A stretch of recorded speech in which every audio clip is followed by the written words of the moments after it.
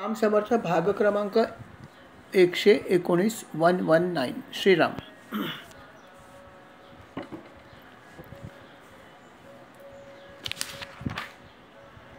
शुकमुनी कथा पुढे सांगता आहेत. परीक्षित राजा ऐकतो आहे. त्यांनी सांगितलं की पुढे अजून एक महत्त्वाची गोष्ट घडलेली आहे. एक दिवस अतिशय सुंदर असा दिवस उजाडला होता नेहमीप्रमाणे. आणि जेव्हा संध्याकाळ झाली आणि संध्याकाळ झाल्यावर ते अर्थात चंद्र जेव्हा उगवला आणि चंद्राचे शीतल असे जे त्याचे किरणं होती ही सर्वत्र पसरली आणि त्यामुळे सर्वत्र अतिशय आल्हाददायक असं वातावरण झालं. सर्वत्र अतिशय मंद असा वारा सुटला होता आणि असं सगळं चांगलं वातावरण असतानाच भगवंताच्या मनात इच्छा आली की आता आपण वेणू वाजवूया. आणि मग भगवंत निघाले आणि बरोबर वेणू घेतली आणि त्यांनी वृंदावनामध्ये आत शिरून वेणू वाजवायला सुरुवात केली. वेणूवर अतिशय सुंदर असं गीत त्याने वाजवायला सुरुवात केली. आणि अर्थात या बासुरीचे सूर ऐकल्यावर सगळ्यांचं देहभान हरपलं. खरं पाहिलं तर रात्र झाली होती आणि अशा वेळेस भगवंतांनी वनामध्ये प्रवेश केला होता आणि तिथे जाऊन त्यांनी ही बासुरीचे सूर छेडले होते. आणि भगवंतांनी जेव्हा हे बासुरी वाजवली चराचर मोहित झालं. मोहित कसं झालं तर त्यावेळेस सर्व गोपगोपिका अर्थात आपल्या मूळ ठिकाणी म्हणजे वृंदावनामध्ये होत्या. त्या वेगवेगळी कामं करत होती. संध्याकाळनंतर अनेक कामं असतात. तसं काही गोपी ज्या होत्या त्या गायींची धार काढत होत्या आणि अचानक जेव्हा ही बासरी त्यांना ऐकू आली त्या मोहित झाल्या आवाजाने आणि धार काढण्याचं काम असंच अर्धवट टाकून दिलं. काही गोपिकांनी धार काढून झाली होती आणि त्यांनी ते दुग्ध तापवायला सुरुवात केली होती. अर्थात आपण हे करतो नाही का की दुग्ध आलं की तापवून ठेवतो खराब होण्यामुळे. आणि ते तापवत असतानाच जेव्हा यांना ऐकू आली त्यांनी ते दुधाची काय स्थिती हे न बघताच सगळं बाजूला टाकलं आणि त्याची अशी इच्छा झाली की आपण बासुरी जिथे वाजते तिकडे जावं. दुधाचं काय होईल तर होऊ दे. काही गोपिकांनी जे आहे ते दुधापासून काही पदार्थ तयार करायला घेतले होते लापशीसारखे. त्यांनी त्याच्यासाठी सगळं साहित्य आणून शिजवलं ठेवलं होतं. परंतु जेव्हा बासरी ऐकली त्यांनी ते त्यांचं कामसुद्धा अर्धवट टाकलं आणि त्यांच्या मनात एकच इच्छा झाली की जिथे बासरी वाजते तिथे आपण जावं. काही गोपिकांच्या घरी अजून वेगळी स्थिती होती. काही ठिकाणी त्यांनी जेवण जे आहे ते जेवायसाठी वाढायला सुरुवात केली होती. आणि काही गोपिका ज्या आहेत त्या आपल्या मुलाला दुग्ध प्राशन करण्यासाठी त्यांनी बोलवलं होतं आणि पाजायला सुरुवात केली होती. काही आपल्या पतीची अजून काही वेगळ्या प्रकारची सेवा करत होत्या. असं प्रत्येकजण काही ना काहीतरी कामामध्ये होता, सेवेमध्ये होता. परंतु जेव्हा बासुरीचा हा आवाज त्याने ऐकला, मुरलीचा आवाज ऐकला, खरोखर त्या वेड्या झाल्या शब्दशः. भोजन करणाऱ्या स्त्रियांनी भोजन सोडून दिलं. पाजणाऱ्या स्त्रियांनी दूध पाजण्याचं सोडून दिलं. गायीची धार काढणाऱ्या स्त्रियांनी धार काढण्याचं सोडून दिलं. तापवणाऱ्या स्त्रियांनी दूध तापतंय का काय झालं बघून न बघता त्यांची इच्छा झाली की आपण निघावं आता. तर काही गोपिका ज्या होत्या त्या संध्याकाळी त्यांनी असा विचार केला की चला संध्याकाळ झाली परत एकदा आपण नेहमीप्रमाणे थोडंसं स्वच्छ होऊया आणि व्यवस्थित बसूया कपडे घालून असं म्हणून त्यांनी काही गोष्टी करायला सुरुवात केली होती. काही गोपिकांनी तोंडाला शरीरावरती चंदन लावायला सुरुवात केली होती. काहींनी डोळ्यामध्ये काजळ घालायला सुरुवात केली. आणि हे सगळं सुरू असतानाच जेव्हा त्यांनी बासुरी ऐकली त्यांनी ते सगळं काम त्यांचं अर्धवटच सोडून दिलं. काही गोपिका ज्या आहेत त्यांची पुढची स्टेज होती. त्यांनी वस्त्रालंकार घालायला सुरुवात केली होती. चेहऱ्याची कदाचित रंगरंगोटी थोडीफार जी असेल ती संपली असेल. आणि जेव्हा त्याने बासरी ऐकली तेव्हा जे काही अलंकार त्यांनी हातामध्ये घेतले होते किंवा वस्त्र घेतले होते ते उलटे आहेत का सुलटे आहेत याचं भान त्याला राहिलं नाही. ते जसं आहे तसं त्यांनी लिहायलं. वास्तविक पाहता अशा ठिकाणी स्त्रिया अतिशय व्यवस्थित शृंगार करतात आणि ते बरोबर पण आहे. परंतु या ठिकाणी त्यांची स्थिती अशी झाली की त्यांच्या हातात असलेले वस्त्र अलंकार जे आहेत ते त्यांनी असेच घातले की ते उलट आहेत का सुलट आहेत का काय आहेत अर्ध आहेत का पूर्ण काही बघितलं नाही. आहेत तसे फक्त त्याने अडकवले. आणि अर्थात त्यांच्या मनामध्ये सुद्धा इच्छा एकच झाली की आता आपण कृष्णाकडे जाऊया किंवा जिथे बासरी वाजते तिथे जाऊया. आणि अशा प्रत्येक गोपिकाची वेगवेगळी स्थिती होती, वेगवेगळ्या क्रिया त्या करत होत्या. आणि अशा या सर्व गोपिका ज्या आहेत त्या वेगवेगळ्या स्थितीमध्ये असताना सर्वांच्या मध्ये एकच बदल कॉमन होता आणि तो म्हणजे त्यांना कृष्णाकडे जायची इच्छा निर्माण झाली. आणि त्या सर्वच्या सर्व जे आहेत ते न ठरवता जायला निघाल्या सगळं सोडून. अर्थात त्यांच्याबरोबर तिथे असलेले त्यांचे सगळे जवळचे नातलग म्हणजे पती असतील, काहींचे पिता होते, काहींचे भाऊ होते, काहींचे ज्ञाती बांधव होते. कारण वेगवेगळ्या ठिकाणी त्या होत्या. काही अनमॅरिड असतील, काही मॅरिड असतील, काही वेगवेगळ्या प्रकारच्या सगळ्या त्या गोपिका होत्या. त्यामुळे त्यांच्या बरोबर असलेली लोकंसुद्धा वेगवेगळी होती, सर्व प्रकारची होती. पती, पिता, भाऊ, ज्ञाती बांधव कोण नव्हतं. परंतु ह्या मुरलीने त्यांचं खरोखर मन असं आकृष्ट झालं होतं की त्यांना काहीही करावं हे समजत नव्हतं आणि काही सुचत नव्हतं. त्या मोहित झाल्या होत्या आणि म्हणून त्या सर्वच्या सर्व आहेत त्या स्थितीत कोणालाही न जुमानता अशाच निघाल्या. जसं मी म्हटलं आपल्याला की बरोबर असलेल्या सर्व लोकांनी त्यांना विरोध केला. पती होते ते म्हणाले कुठे निघाले अशा वेळेस. काहींचे पिता होते, पित्यांना पण त्यांनी बाजूला ठेवलं. भाऊ होता, ज्ञाती बांधव होते, सगळ्यांना त्यांनी बाजूला ठेवलं. सर्वांनी त्यांना अडकाठी केली आणि ते बरोबर होतं लौकिकामध्ये की अशा वेळेस सगळी कामं चालू असताना हे सगळं टाकून कुठे निघाल्या वनाकडे. परंतु अर्थात ह्या सर्वांनी जरी त्यांना अडवलं तरी त्यांना पूर्णपणे थांबवणं कोणाला शक्य झालं नाही. कारण त्या मोहित झाल्या होत्या भगवंताच्या बासुरीच्या सुरांनी. आणि मग त्या न थांबता निघाल्या. कशाचंही भान त्यांना उरलं नाही, बेभान झालं होतं.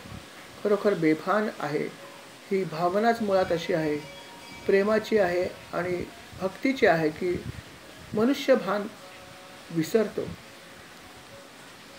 आणि त्यामुळे अशा प्रकारे या सर्व गोपिका कोणालाही न सांगता, कोणाचंही न ऐकता, एकमेकीशी काहीही न ठरवता, वास्तविक पाहता जेव्हा कुठे जायचं असतं एकत्र सगळ्या एकमेकाशी संबंध ठेवून ठरवून निघायचे की आज आपण इकडे जाऊया, आज आपण तिकडे जाऊया. परंतु आज हे सगळं त्यांनी न ठरवता सुद्धा सगळ्याच्या सगळ्या एकाच दिशेने निघाल्या होत्या. अर्थात सगळ्या निघाल्या परंतु काही जणांना येता नाही आलं. कारण त्यांना बंदिस्त केलं होतं, त्यांना त्यामुळे बाहेर येता आलं नाही. पण त्यांनासुद्धा हा जो आवेग होता तो खूप झाला होता. त्या आवेग त्यांना थांबवणं शक्य नव्हतं. घरात जरी त्या अडकल्या होत्या तरी पण त्यावेळेस त्यांनी फक्त एकच केलं, आपले डोळे बंद केले. त्यांनी डोळे बंद केले आणि त्यांना भगवंताचं दर्शन झालं. किंबहुना ते ध्यान करायला लागल्या कृष्णाचं डोळे बंद करून. कारण ते म्हणलं आता आम्हाला एक तर तुझं दर्शन पाहिजे, आम्हाला शरीराने येता येत नसेल तर आम्ही डोळे मिटणार, बस तुझं ध्यान करणार, बाकी काही नको. आणि त्यांच्या भावनेची तीव्रता इतकी होती की डोळे बंद केल्यावर त्यांना भगवंताचं दर्शनच झालं, भगवंतच दिसत होता. आणि मग अर्थात भगवंत दिसल्यावरती भगवंताचं ध्यान त्या करायला लागल्या. त्यांना भगवंताचा विरह खूप असह्य झाला होता. विरहाची भावना त्यांच्यामध्ये खूप जबरदस्त झाली होती आणि म्हणूनच त्या तीव्र विरहाच्या भावनेमुळे एक गोष्ट घडली की त्यांचं पाप सर्व भस्म होऊन गेलं. पाप काही ना काहीतरी घडतच असतं मनुष्यातून, कळत न कळत. पाप हे होतं, नाही असं नाही, परंतु हे पापसुद्धा जाळण्याची शक्ती या ठिकाणी आहे. जर आपला आवेग जर आपल्या भावनेमध्ये असेल, प्रेम जर आपल्या भावनेमध्ये असेल, भक्तीमध्ये जर आपला खूप आवेग असेल, तर या आवेगामुळे, या तीव्र भावनेमुळे पाप जे आहे ते पूर्णपणे नष्ट होऊ शकतो, पाप भस्म होऊ शकतो. ही शक्ती आहे. भागवतामध्ये दिलं म्हणजे नक्कीच बरोबर आहे. असं आपण वाचलं पण आहे अनेक ठिकाणी, केवळ नाम घेतल्याने सुद्धा पाप भस्म होतं ना. हरी उच्चारण अनंत पाप राशी जाती लयासी क्षण मात्रे, असं भगवंताने म्हटलंच आहे ना, ज्ञानदेवाने हरिपाठामध्ये म्हटलंच आहे ना. आणि खरोखर आहे, पण तशा प्रकारे आपलं भावना आली पाहिजे तीव्र. आणि तुम्ही नाम घेतलं तर ठीकच आहे, परंतु तुम्हाला तितकी जरी मनात इच्छा जरी निर्माण झाली, त्यांचे ध्यान जरी तुम्ही केलं, तरी पण तुमचं पाप जळू शकतं, पाप नष्ट होऊ शकतं. अदरवाईज पाप नष्ट होणं कठीण आहे. पाप जे आहे त्या पापाचं फळ भोगावं लागतं. साधारणपणे असंच त्रैराशिक आहे. एक्सेप्शनल केसमध्ये हे होतं, नॉट ऑलवेज. पाप जळू शकतं, पण त्याच्यासाठी खूप तीव्र भक्ती पाहिजे, असा उल्लेख नक्कीच काही ठिकाणी आहे. भागवतामध्ये पण आहे. इतकंच नव्हे तर पद्मपुराणामध्ये सुद्धा असा उल्लेख आहे की तुमच्या प्रारब्धाची काही गोष्टी कधी कधी जळून खाक होऊ शकतात, जर तुम्ही विष्णूंची भक्ती अतिशय तीव्रतेने केली तर. असं पद्मपुराणामध्ये सुद्धा सांगितलं आणि भागवतामध्ये पण सांगितलं. म्हणजे विचार करा, भक्तीमध्ये किती शक्ती आहे, किती शक्ती भक्तीमध्ये. फक्त तुम्ही कशी करता भक्ती यावर सगळं अवलंबून आहे. खूप माझ्या मते महत्त्वाची माहिती आहे ही, खूप महत्त्वाचा भाग आहे हा, की जेव्हा आपल्याला हे समजेल तेव्हा आपण जास्तीत जास्त तीव्रतेने हे करण्याचा प्रयत्न करू. आणि त्यांनी तीव्रतेने भगवंताची ही भक्ती केली, जाऊ शकल्या नाहीत, मनामध्ये ही भक्ती केली, आणि असं सगळं झाल्यामुळे अर्थात त्यांची पाप सर्व नाहीसे झालं. खरं पाहिलं तर असा विचार केला तर ही चुकीची गोष्ट होती. लौकिकामध्ये मनामध्ये त्यांनी भगवंताचं ध्यान केलं, मनामध्येच त्यांनी त्यांच्याशी क्रीडा केली, अशा सगळ्या गोष्टी त्यांनी मनामध्ये केल्या. लौकिकामध्ये कदाचित चूक असेल, कारण परपुरुषाकडे बघणं हे पाप आहे, असंही धर्म सांगतो ना. म्हणजे जार कर्मच झालं, पण जार कर्म जरी झालं तरी पण ते कोणाबरोबर झालं? भगवंताबरोबर झालं. आणि जार कर्म जर भगवंताबरोबर झालं तर त्याच्यामुळे तुमचा त्रिगुणात्मक देह जो आहे तो नष्ट होऊ शकतो, असंही आहे. पण ते कोणाशी करतो याला महत्त्व आहे. भगवंत हा सर्व बाबतीत एक्सेप्शन आहे. म्हणून तर त्याने म्हटले की लौकिकामध्ये बघितलं तर चुकीची गोष्ट होत होती की त्या स्त्रिया होत्या, आणि बऱ्याचशा स्त्रिया ज्या होत्या त्या लग्न झालेल्या होत्या, त्यांच्यासाठी जारकर्म होतं, परंतु भगवंताबरोबर केल्यामुळे ते जारकर्म असून सुद्धा ते ठरत नव्हतं, किंबहुना त्यांचं सगळा त्रिगुणात्मक देह नष्ट होणार होता. ही शक्ती भगवंताच्या भक्तीमध्ये आहे. आणि अशा प्रकारे ज्या गोपिका तिथे यायला निघाल्या होत्या पण त्यांना येता आला नाही, अडकून पडल्या, त्यांची ही स्थिती झाली. म्हणजे ज्या गेल्या नाहीत त्यांना हा अनुभव लवकर आला असं म्हणता येईल, की ज्या गेल्या त्यांना अनुभव तर आलाच आला, पण ज्या नाही जाऊ शकल्या त्यांना पण आला, आणि तो त्यांना पहिला आणि लवकर आला. म्हणजे आपल्या भक्तीवरती किती अवलंबून आहे. त्याच्यानंतर हे सगळं घडलं. हे सगळं जेव्हा व्यासमुनी सांगतात, शुकमुनी सांगतायत हे अशा प्रकारे की राजा हे असं घडलं की केवळ त्यांनी त्यांचं ध्यान केलं आणि त्यांचं सगळं हे घडलं अशा प्रकारे, पापपुण्य नष्ट झालं वगैरे वगैरे. तेव्हा राजाने एक प्रश्न केला, सुंदर प्रश्न केला बघा,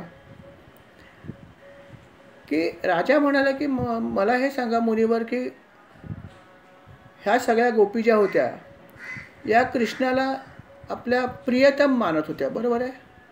हो. त्यांना तो ब्रह्म वगैरे काय वाटत नव्हता, म्हणजे त्यांना तो काय परमेश्वर आहे वगैरे असं काय वाटत नव्हतं. त्यांना तो फक्त एक मला आवडणारा, खूप आवडणारा एक व्यक्ती आहे असं वाटत होतं. मग जर समजा त्यांना असं फक्त एक ती खूप आवडणारी व्यक्ती वाटत होती, त्यांना तो परब्रह्म वाटत नव्हता, तर मग असं कसं घडू शकतं? परमेश्वर आहे समजून केलं असतं तर गोष्ट वेगळी, पण त्यांना तो वाटत नव्हता. त्यांना फक्त तो एक परमप्रिय असंच वाटत होता. मग त्यांचं हे सगळं कसं घडलं? त्यांच्या मनातल्या सगळ्या आकांक्षा कशा नष्ट झाल्या? हे सगळं कसं घडू शकतं हे मला सांगा. कारण यांच्या सगळ्या गोष्टी या संसाराशी निगडीत होत्या आणि लौकिकामध्ये यांनी चुकीची गोष्ट केली होती. तेव्हा हे कसं घडू शकतं? तेव्हा शुकमुनी म्हणाले, मी तुला आधीही सांगितलं होतं की भगवंताविषयीची कुठलीही क्रिया जर तुम्ही कुठली क्रिया केली, लौकिकात ती किती जरी चुकीची असली तरी पण भगवंताच्या संदर्भात असेल तर हे सगळे नियम बाजूला राहतात. त्यांना जरी तो परब्रह्म वाटत नव्हता, त्यांना तो मानवच वाटत होता, फक्त आवडणारा, तरी पण त्याच्याने काय फरक पडत नाही, कारण ते होते ब्रह्मच ना. यांना वाटत नव्हतं कारण त्यांची भगवंताची भावना वेगळी होती, पण त्यांची भावना तीव्र होती हे महत्त्वाचं आहे. आणि म्हणून त्यांना भगवत स्वरूपाची प्राप्ती होणार होतीच. जर शिशुपालाला सुद्धा त्यांनी भगवंताचा इतका द्वेष करून सुद्धा भगवत स्वरूपाची प्राप्ती झालीच होती ना, कारण द्वेष पण पराकोटीचा होता आणि तो भगवंताचा होता म्हणून त्याला भगवत स्वरूपाची प्राप्ती झाली. जर मग द्वेष करणाऱ्या व्यक्तीला जर असं होऊ शकतं तर प्रेम करणाऱ्या व्यक्तीने का होणार नाही? गोपिकांनी जरी त्यांना सर्वसामान्य माणसासारखं प्रेम केलं होतं, व्यक्ती बघून प्रेम केलं होतं, त्याच्या गुणांवर प्रेम केलं होतं, त्याच्या रूपावर प्रेम केलं होतं, त्याच्या बासुरीच्या सुरांवर प्रेम केलं होतं, तरीसुद्धा प्रेम अनन्य होतं ना. मग जर प्रेम अनन्य असेल तर का भगवंताला प्राप्त होणार नाही? यात आश्चर्य काय? जरूर होणार. म्हणून त्यांनी असं म्हणलं आहे, शुकमुनी म्हणाले की लक्षात ठेव की काम, क्रोध, भय, स्नेह, नाते, संबंध, भक्ती यापैकी कोणत्याही भावनेने जर आपण भगवंताशी नित्य जोडलं गेलो तर आपण भगवंताशी एकरूप होतो, हे लक्षात ठेव. कुठली का भावना असेल ना, पण त्यांच्याशी आपलं ॲफिलेशन राहिलं पाहिजे, अनुसंधान राहिलं पाहिजे. मग तो कामभावना असो, क्रोध असो, भय असो. हो, भय पण असू शकतं, भीतीमुळे का होईना भगवंताला आठवा हरकत नाही, चालेल, कशाने का होईना, पण तुम्ही भगवंताशी नित्य जोडणं जाणं फार आवश्यक आहे. आणि म्हणून जे लोक अशा प्रकारे त्यांच्याशी अनन्य भावाने जडतात त्यांच्या बाबतीत या सगळ्या गोष्टी घडू शकतात. जसं त्यांचं प्रेम, जशी त्यांची भावना, तसं त्यांना फळ मिळणार.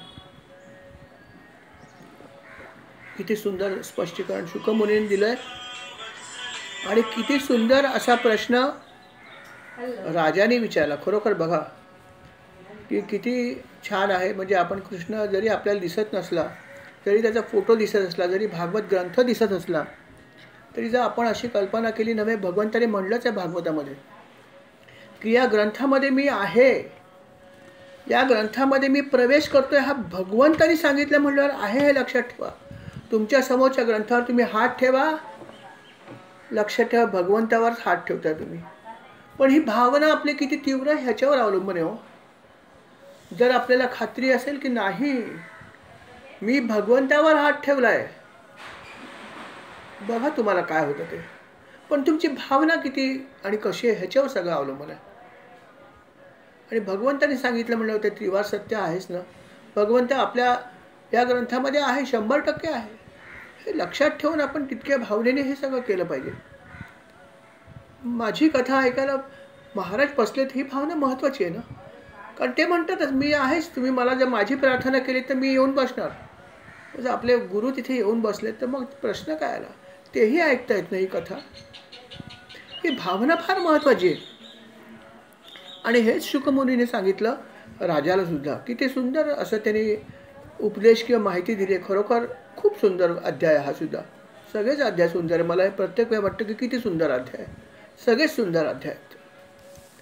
अशा प्रकारे हे सगळं घडलं आणि त्या गोपिका ज्या आहेत त्या भगवंताच्या जवळ आल्या. बेरात्री अपरात्री या भगवंताच्या जवळ आल्या. आणि आल्यावर भगवंत काय म्हणाले ऐका. भगवंत म्हणाले, या गोपिकांना तुमचं स्वागत आहे. भाग्यवान गोपिकांनो या, महाभाग्यवान गोपिकांनो या, तुमचं स्वागत आहे. अर्थात असं म्हणल्यावरती गोपिकांना खूपच आनंद झाला की ज्याच्यासाठी आम्ही सगळं सोडलं आहे तो आज आम्हाला आल्यावरती अशा प्रकारे आमचं स्वागत करतोय. आल्या आल्या भगवंत म्हणाले, बोला तुमच्यासाठी काय करू, तुम्हाला काय अशी गोष्ट आहे की जी पाहिजे, बोला. तुम्हाला आवडणारी कोणती गोष्ट मी तुमच्यासाठी करू, सांगा. कसं काय आहे, सगळं बाकीचं ठीकठाक आहे ना? अगदी तसं आपण चौकशी करतो तशी भगवंतांनी त्यांची चौकशी केली. हे सगळं ते भगवंत विचारतात. त्यांना खूप आनंद होतो की भगवंत किती प्रेमाने आम्हाला हे सगळं विचारतायत, आमचं स्वागत करतायत. हे सगळं ते विचारता आहेत. आणि नंतर हळूच ते एक वाक्य म्हणाले की गोपिकांनो, ही रात्र जी आहे, रात्रीची वेळ आहे. रात्र ही तशी थोडीफार भीतीदायक असते नाही का? कारण हिंस्र प्राणी इकडे तिकडे फिरत असतात. आणि मग अशा ह्या रात्री तुम्ही माझ्याकडे आलात, असा विचार केला तर ठीक केलं, परंतु लौकिकामध्ये काय फार चांगली गोष्ट नाही घडली नाही. तुम्ही स्त्रिया आहात, तेव्हा स्त्रियांनी अशा वेळेस आवेळी इथे येणं बरोबर दिसत नाही. त्यातून तुम्ही तुमचे आई वडील, पती, पुत्र, भाऊ, ज्ञाती बांधव यांना सर्वांना सोडून आलात. तर हे काही फारशी चांगली कृती नाही आहे नाही का लौकिकामध्ये? आता तुम्ही इथे आलाच आहात तर हे सगळं बघितलं ना तुम्ही आता की कसं वातावरण आहे, छान आहे वगैरे सगळं ठीक आहे. यमुना नदीचं पाणी किती छान वाहत आहे मंदगतीने, सर्व झाडं किती छान बहरलेली आहेत, फुलं किती छान आली आहेत, वारा किती छान सुटला, हे सगळं तुम्ही आता बघितलं. आता एक काम करा, आता तुम्ही परत जा. आता तुम्ही परत जा आणि आपल्या पतीची सेवा करा. तुमच्या घरामध्ये लहान मुलं असतील काहींच्या, कदाचित तुम्ही त्यांना सोडून आला असाल, तर परत जा. मुलांना कदाचित मुलं तुमचे रडत असेल, तुम्ही इथे आल्यामुळे त्यांना दुग्ध प्राशन करायचं असेल तर त्यांना दुग्ध पाजा. कदाचित काही वासरं असतील जी तुम्हाला बघत असतील, हंबरत असतील, त्यांच्याजवळ जा. कदाचित तुम्ही एखाद्या गाईचं दुग्ध काढत असाल, ते सोडून आला असेल तर तिकडे जा परत आणि ते काम परत सुरू करा. तेव्हा आता मला असं वाटतं की ठीक आहे, तुम्ही आलात माझ्या प्रेमामुळे इथपर्यंत, अपरात्री आलात, ठीक आहे, आलात ते काय चांगलीच गोष्ट आहे, योग्यच आहे. कारण जगातले सगळेच प्राणी माझ्यावर प्रेम करतात आणि त्यामुळे हे घडतंच. त्यामुळे तुम्ही अयोग्य केलं असं मी म्हणत नाही आहे. तुम्ही जे केलं ते योग्यच आहे. परंतु तरीसुद्धा मला असं वाटतं की गोपिकांनो, आता तुम्ही परत तुमच्या मूळ स्थानी परत जा. आणि मूळ स्थानी गेल्यावरती आपल्या पतीची आणि बांधवांची सेवा परत एकदा करायला सुरुवात करा. नाहीतरी आपल्या पतीची किंवा बांधवांची सेवा करणं किंवा मुलाबाळांची पालनपोषण करणं हा तर स्त्रियांचा धर्म आहेच आहे, श्रेष्ठ धर्म आहे. आणि म्हणून तुम्ही सर्व चांगल्या स्त्रिया आहात, पतिव्रता आहात, तेव्हा आपण ही आपल्या पतीची आणि मुलांची सेवा करण्याची संधी सोडू नका. मी सेवा करण्यासाठी परत जा. हां, पतीची सेवा करणं हे नक्कीच चांगलं आहे, फक्त पापी असेल तर करू नका, हे मात्र त्यांनी स्पष्ट सांगितलं. असं त्यांनी नाही सांगितलं की कुठल्याही पतीची करा. त्यांनी सांगितलं की पती तुमचा पापी नसावा. म्हणजे कसा नसावा? विशेषतः की तुमचा पती बाहेर ख्याली नसावा, तुमचा पती जुगारी नसावा, तुमचा पती दारुडा नसावा. अशा काही जर त्याच्याकडे गोष्टी जर नसतील तर अन्यथा एरवी तुम्ही त्याचा त्याग कधी करू नये. अगदी स्पष्ट सांगितलं भागवतामध्ये. भागवतामध्ये म्हणण्यापेक्षा भगवंतानी, श्रीकृष्णाने काय स्पष्ट सांगितलं बघा, की जे पुरुष दारू पित नाहीत, जे पुरुष बाहेर ख्याली नाहीत, जे पुरुष जुगार खेळत नाहीत, असे काही अपवाद, असे जर काही जर पुरुष असतील तर त्यांचा तुम्ही त्याग केला तरी हरकत नाही, त्यांची सेवा करायची गरज नाही. परंतु हे जर काही त्यांनी करत नसतील तर एरवी तुम्ही तुमच्या पतीची आणि तुमच्या मुलांची जरूर सेवा करा. ते तुमच्यासाठी सर्वोत्तम गोष्ट आहे. तुम्हाला उत्तम लोक प्राप्त करण्याची ही संधी आहे. हे तुम्ही जरूर करा. मग कदाचित तुमचा पती वृद्ध असू शकतो, कदाचित त्याला मूर्ख असेल, त्याला काही जास्त समजत नसेल, कदाचित निर्धन असेल, कदाचित रोगी असेल. या सर्व गोष्टींनी काही फरक पडत नाही. तुम्ही अशा गोष्टी असल्या तरी पतीची सेवा जरूर करा. याच्यामध्ये तुम्हाला पुण्यच मिळणार आहे. सर्वात उत्तम लोक तुम्हाला मिळेल तुमच्या पतीची सेवा केली तर. फक्त या 3 गोष्टी जर ते करत असतील तर, जर दारू पित असतील, जर जुगार खेळत असतील आणि जर त्यांचं बाहेर ख्याली असतील, तर अशा पतीची तुम्ही सेवा नाही केली तरी चालेल, असं त्यांनी स्पष्ट म्हटलं आहे. आणि म्हणून तुम्ही चांगल्या स्त्रिया आहात, तेव्हा तुम्ही आता परत आपल्या मूळ स्थानी वृंदावनामध्ये जरूर जा, कारण तुमची अपकीर्ती होऊ शकते.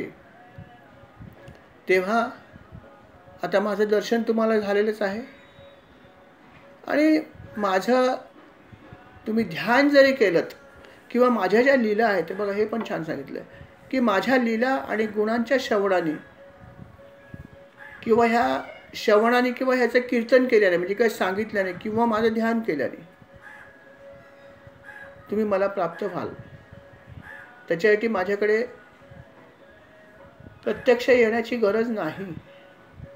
किंबहुना तुम्ही माझ्याकडे न येता सुद्धा हे प्राप्त करू शकाल, कदाचित लवकर प्राप्त कराल. म्हणून तुम्ही आता तुमच्या घरी जा, असं त्यांनी सांगितलं. बघा या 3 गोष्टी आहेत की भगवंताच्या गुणांचं श्रवण करा किंवा त्याचं वर्णन करा, कीर्तन करा किंवा ध्यान करा.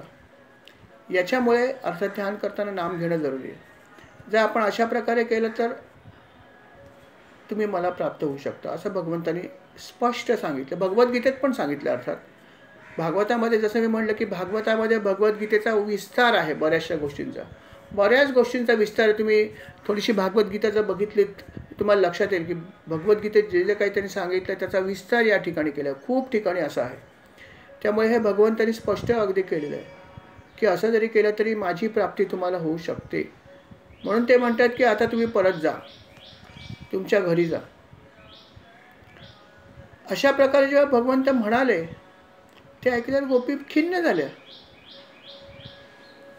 त्यांना समजेना की आता काय बोलावं. की आल्यावरती भगवंताने आमचं चांगलं स्वागत केलं, आनंद झाला, तुम्ही छान आहात, भाग्यवान आहात, तुम्ही सगळं सोडून आलात, चांगलं केलं वगैरे म्हणाले. काय पाहिजे तुमच्यासाठी, मी काय करू, हे सगळं ठीक आहे. नंतर आता म्हणतात परत जा, घरी जाऊन सेवा करा, अमकं करा, तमकं करा, माझी प्राप्ती तुम्हाला घरी होईल. हे सगळं ऐकल्यावरती त्यांना निराश झाल्या. त्यांच्या मनामध्ये शोकभावना आली, त्यांच्या डोळ्यातून अश्रू यायला लागले, शरीराला कंप सुटला आणि काय बोलावं त्यांना समजेना. त्यांनी मान खाली घातली आणि अर्थात जेव्हा आपण अपराधी आपल्यामध्ये भावना येते तेव्हा मान खाली घालून जमिनी नखाने उकरतो मनुष्य कधी कधी, जेव्हा अपराधी भावना होते तेव्हा. त्यांना समजेना की भगवंताने हे असं कसं सांगितलं आम्हाला आणि आता ह्याला आम्ही काय उत्तर देऊ, त्यांना समजेना. अनपेक्षित गोष्ट घडली. त्यांना असं वाटलं होतं की आता आम्ही इतकं अनन्यपणे इथे आलो म्हणल्यावर भगवंत म्हणेल बस आता तुम्ही इथेच थांबा. पण घडलं उलटं. स्वागत केल्यानंतर उपदेश केला आणि सांगितलं की परत जा. आणि असं ऐकल्यावरती अर्थात त्यांना रडू कोसळलं. त्या ठिकाणी सद्गतीत झाल्या आणि सद्गतीत वाणीने मग काही गोपिका त्यांना म्हणाल्या. काय म्हणाल्या ते ऐका. गोपिका म्हणाला, प्रभो अहो आपण असे निष्ठुर का झालात. अहो आम्ही सर्व सोडून आलो आहे आणि आम्ही काय चुकीचं केलं. आम्ही तुमच्यावर प्रेम तर करतो आहोत ना. धर्म तर तुम्ही जाणता, तुम्ही आम्हाला धर्म सांगतात, पण धर्माचं मर्म तुम्हाला माहिती आहे ना. ठीक आहे, पती पुत्र आणि बांधवाची सेवा करावी हे बरोबर आहे, परंतु तुमची सेवा करायला हे काय हरकत नाही. तुम्ही तर सर्वांचे पती तुम्हीच आहात ना, सर्वांचे सर्व तुम्हीच आहात, सर्वांना. मग तुमची सेवा केली तर काय चुकीचं होणार आहे. मीराबाईचं उदाहरण आहेच ना. मीराबाईने लग्नसुद्धा केलं वडिलांच्या आग्रहामुळे, परंतु ती शेवट पण हेच म्हणायची ना, मेरे तो बस गिरीधर गोपाल दुसरा न कोई. मनाने मी त्यांनाच वरलेलं आहे, आधीच वरलेलं आहे. बाकी कोणी काय करायचं ते शरीराचा भाग आहे. माझं मन भगवंताला अर्पण केलेलं आहे हे ती नेहमी म्हणायची ना. आणि असंच आपण म्हणतात, तुम्ही म्हणता ते सगळं ठीक आहे भगवंत, परंतु आता आम्ही तुमच्या चरणी आलेलो शरण. आणि आता तुम्ही आम्हाला हा उपदेश करताय, पण तो आमच्या पचनी पडत नाही आहे. आमच्यासाठी सर्व धर्म तुम्हीच आहात. सर्व सेवा तुमची केली तरी पोचणार आहे. हे शरीरसुद्धा तुमचंच आहे, हा आत्मा तुमचा, सगळं काही तुमचंच आहे. आणि तुमच्यावर एकदा प्रेम केल्यावर आम्हाला इतर कोणावर प्रेम करायची इच्छा पण राहिली नाही आहे. कारण बाकी सगळ्या गोष्टी अनित्य आहेत. इथे गोष्ट सत्य सांगितली त्यांनी, की बाकी ज्या गोष्टींकडे तुम्ही आम्हाला परत पाठवू इच्छिता त्या सर्व अनित्यता आहेतच ना. नित्य फक्त आपणच आहात. नित्य फक्त नित्य आणि शाश्वत फक्त आपणच आहात. भगवंत आपणच आहात. तेव्हा आम्ही कसं परत जाऊ? तुम्ही आम्हाला असं कसं सांगता परत जा म्हणून? अहो, कितीतरी दिवसांची आमच्या मनात आकांक्षा होती की आपलं प्रत्यक्ष दर्शन व्हावं, आपल्याशी प्रत्यक्ष आमचा संयोग व्हावा, अशी आमची कधीपासून इच्छा होती. आणि आज ती पूर्ण झाली होती. कधी नाही, ते आज ही पूर्ण झाली होती. आज आम्हाला चरमसीमा झाली होती आमच्या आनंदाची. आणि तुम्ही आम्हाला उपदेश करता की परत जा. आम्ही कसं परत जाऊ? अहो, आता तुम्हाला बघितल्यावरती या घरामध्ये आमची जायची इच्छा राहिली नाही. या घरात आमचं मन लागणार नाही. अहो, आम्ही घरात इतके दिवस होतो, परंतु आमचं मन तुमच्याकडेच होतं. काम करायचं, मनामध्ये तुम्हीच होता. हाताने काम वेगळं, परंतु मनात सगळं वेगळं चालू होतं. आमचं चित्त आपल्या ठिकाणीच होतं. आणि आता तर आपलं दर्शन झाल्यावरती आम्हाला कुठेही जायची इच्छा नाही राहिली. आमची पावलं इथून हालायला तयार नाही आहेत. एक पाऊलसुद्धा आम्हाला मागे जायची इच्छा नाही आहे. आणि तुम्ही म्हणता की तुम्ही व्रजामध्ये परत जा. अहो, आम्ही कसं जाऊ परत? आणि तिथे जाऊन करायचं काय आम्हाला? तर काय करावं आम्ही? काय तुमची अपेक्षा आहे? तुमच्या या बासुरीने आमच्या हृदयामध्ये आग लागलेली आहे. आणि ही आग इतर कशानेही शमणार नाही. ही प्रेमाची आग आहे, ही भक्तीची आग आहे. ही फक्त आपण शमवू शकता, बाकी कशानेही शमणार नाही. जर ही नाही शमली तर आमची शरीरे जळून जातील. इतकी ही आग लागलेली आम्हाला. तेव्हा तुम्ही आम्हाला असं काही सांगू नका. भगवंता, तुमच्या चरणकमलाची संधी सेवा करण्याची ही फार कमी लोकांना मिळते. लक्ष्मी जरी तुमची सेवा करत असली तरी पण ती सुद्धा हे म्हणते की जेव्हा जेव्हा भक्त तुमच्याकडे येतात आणि त्यांची जेव्हा धूळ तिथे पडते, तुमच्या चरणावर लागते, आणि ती धूळ जेव्हा इतर लोक घेतात तेव्हा त्यांनाही खूप आनंद होतो. आणि आपल्या चरणाची सेवा अनेक भक्तांनी केलेली आहे. आणि ती धूळ जी आहे ती आमच्यासुद्धा जर लागली तर आम्हीसुद्धा पवित्र होऊ. खरंच त्या धुळीला किती महत्त्व आहे. एक सुंदर अभंग आहे. संत चरण रज लागता सहज, संत चरण रज लागता सहज, वासने से बीज जळूनी जाय, वासने से बीज जळूनी जाय, जळूनी जाय, मग रामनामी उपजे आवडी, मग रामनामी उपजे आवडी, सुख घडघडी वाढो लागे, सुख घडघडी वाढो लागे, वाढो लागे, संत चरण रज लागता सहज, संत चरण रज लागता सहज, लागता सहज, लागता सहज. किती सुंदर अभंग आहे. अजून आहे मोठा अभंग, खूप मोठा आहे, पण त्याचं महत्त्व किती आहे बघा. तुकाराम महाराजचा अभंग, ते म्हणतात की संत चरण रज, फक्त संत चरणाची धूळ जरी लागली वासनेचं बीज जळून जातं. काय गोष्ट आहे. म्हणून तर चरणाला किती महत्त्व आहे. चरणाची सेवा करा, चरणाची सेवा करणं, चरणाची धूळ लावा, आपली वासना जळून जाते. असं अनेकांनी म्हटलं, तुकाराम महाराजांनी पण म्हटलं, तुमची जर वासना जळून गेली तर रामनाम आपोआप येईल. कंठी प्रेम दाटे नयनी नीर लोटे, ही स्थिती येईल, प्रेम निर्माण होईल.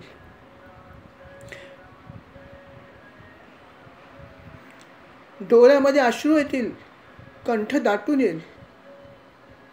आणि अशा वेळी आपल्या हृदयामध्ये भगवंत प्रगट होतील. त्याच्यासाठी तुम्हाला काही करायची गरज नाही. तुका म्हणे साधन सुलभ गोमट, किती सोपं आहे. फक्त संत चरणाची धूळ मिळवा, बाकी गोष्टी आपोआप होतील. काही करायची गरज नाही, असं तुकाराम महाराजांनी पण या सुंदर अभंगामध्ये म्हणलेलं आहे. आणि गोपिका पण तेच सांगतायत की भगवंता तुझ्या चरणाची धूळ आम्हाला आज घ्यायची आहे, ती आम्हाला लावायची आहे, बस. बाकी आम्हाला काही करायची इच्छा नाही आहे. तेव्हा तू आम्हाला परत पाठवू नकोस. आम्ही परत जाणार नाही. तुझी सेवा करण्यासाठी आम्ही आलेलो आहोत. आणि म्हणून आम्हाला अंतर देऊ नकोस. आमच्यावर कृपा कर. बाकी सगळं चालेल, फक्त आम्हाला परत पाठवू नको. आम्ही तुझ्या दासी आहोत. तेव्हा तुमच्या या दासीसाठी तुम्ही एवढं करा. बस इथेच आम्ही थांबू इच्छितो. तुझी बासरी वाजवत राहा, आम्ही ऐकत राहतो. सगळं त्रैलोक्य जे आहे ते आपलं बासरीच ऐकतं आहे आणि आम्ही सुद्धा इथेच थांबू इच्छितो. तेव्हा आमच्यावर कृपा करा, या दाशांवर तुमच्या कृपा करा.